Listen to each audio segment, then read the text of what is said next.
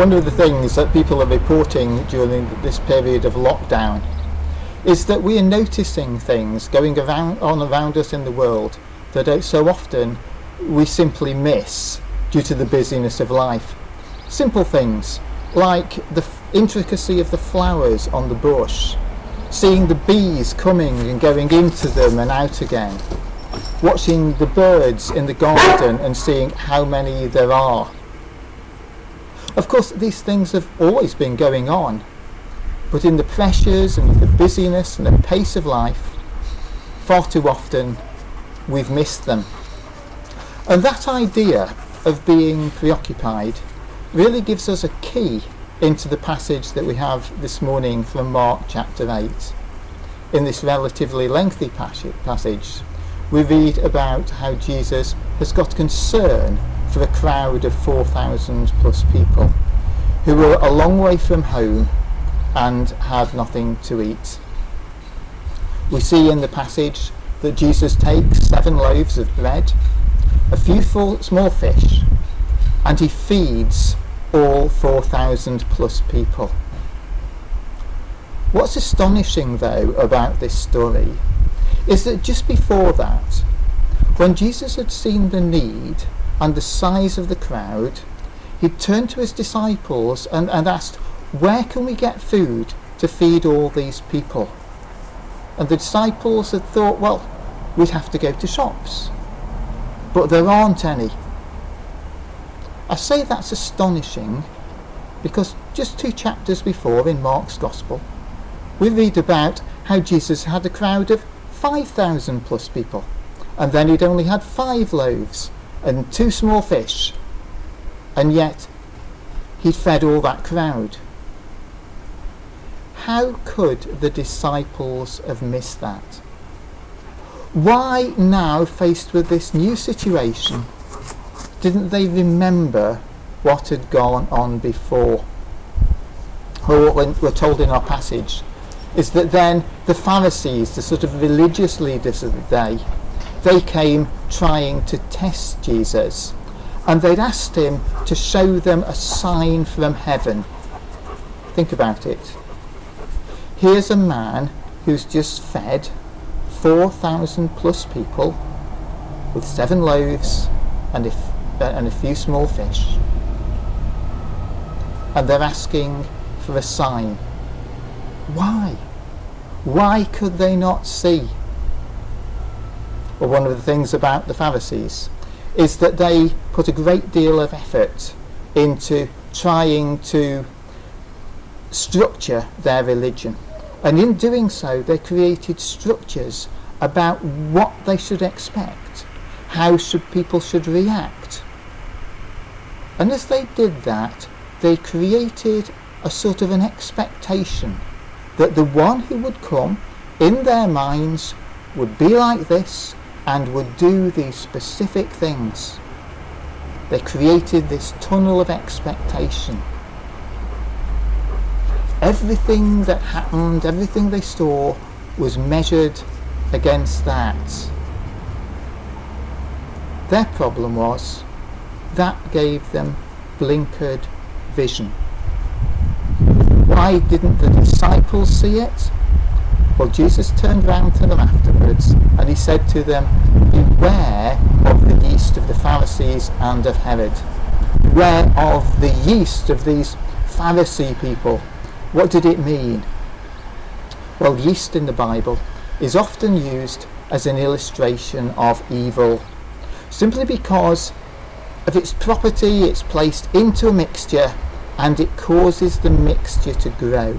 We've probably all seen that in the baking of bread. A little bit of yeast makes the whole lump of dough grow and change. And in the Bible, yeast is used as this picture of evil. A bit gets in and it grows out of all proportion and changes the shape of everything.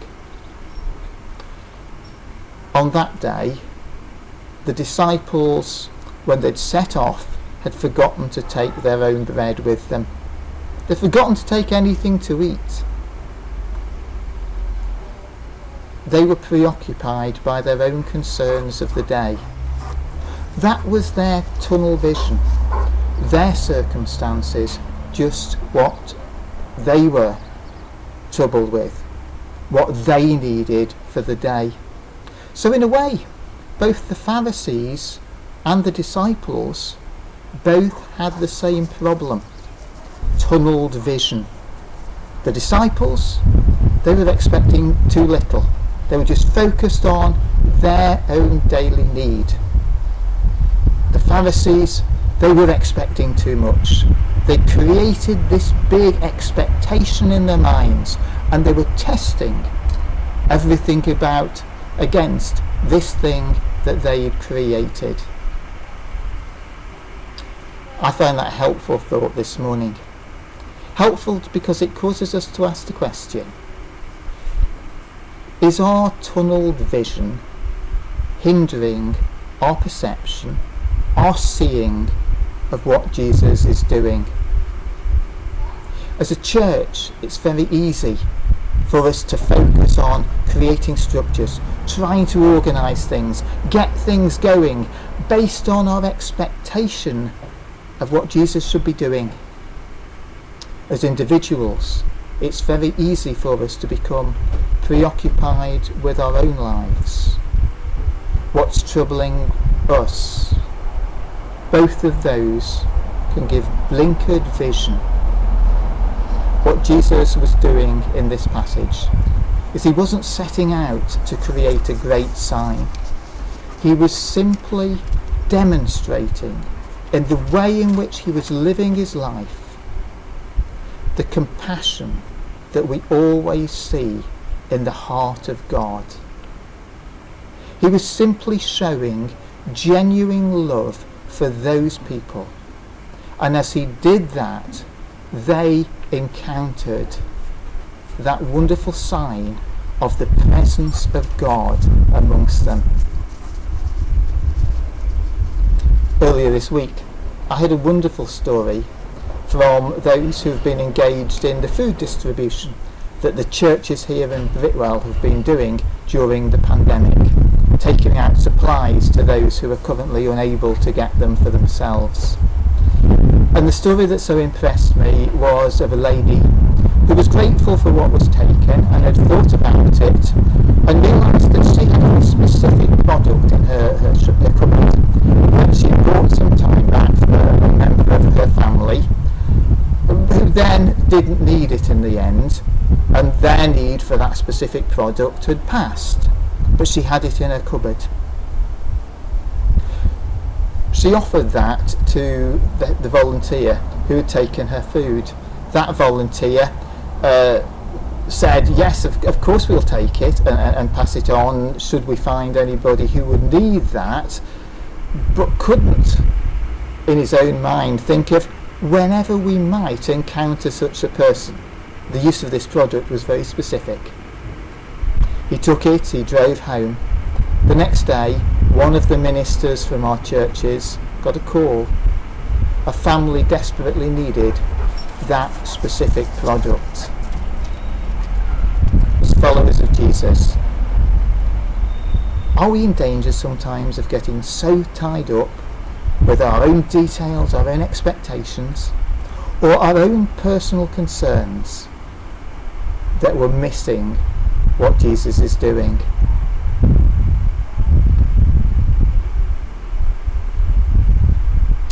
You know, in the same way in which in our busy lives so often we've missed the detail of what's going on in the world, let's make it our focus that we don't miss the detail of what God is doing today.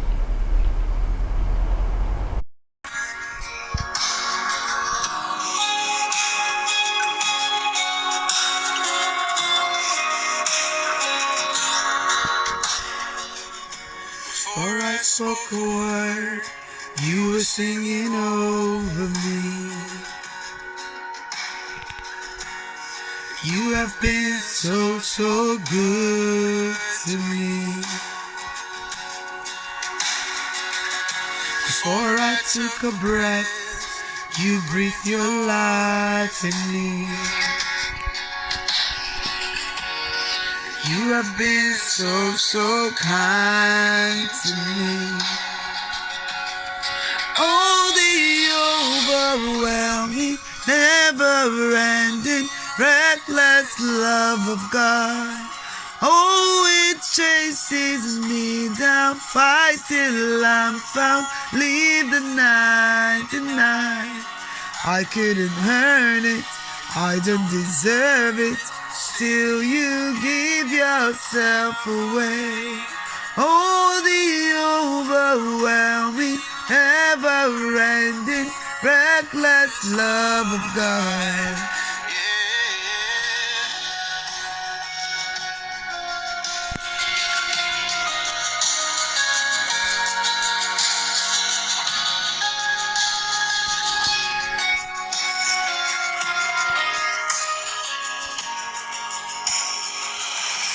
When I was your foe, still your love fought for me.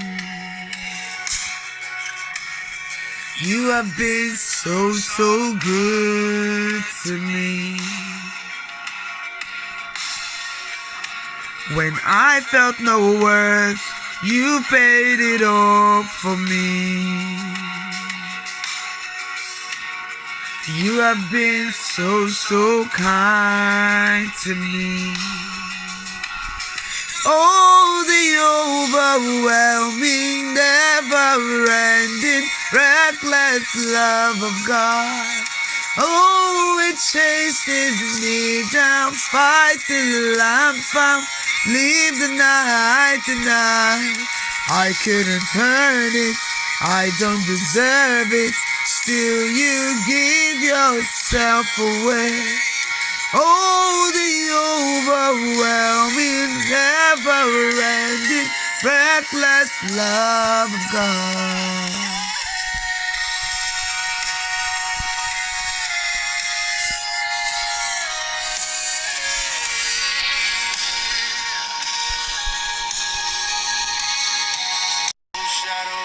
Light up, mountains you won't climb up, coming after me.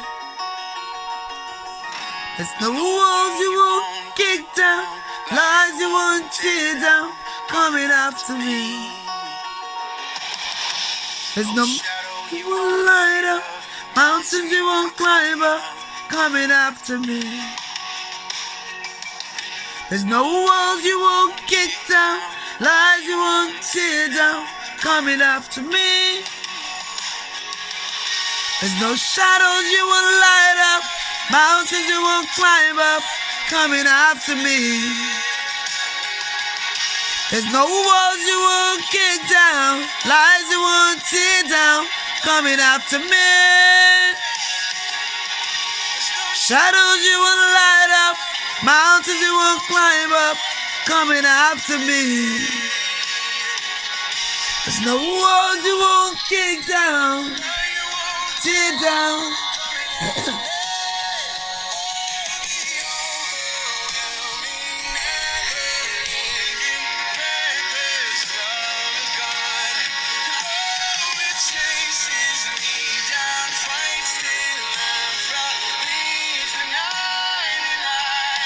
I couldn't hurt it, I don't deserve it, still you give yourself away. Oh, the overwhelming, never-ending, reckless love.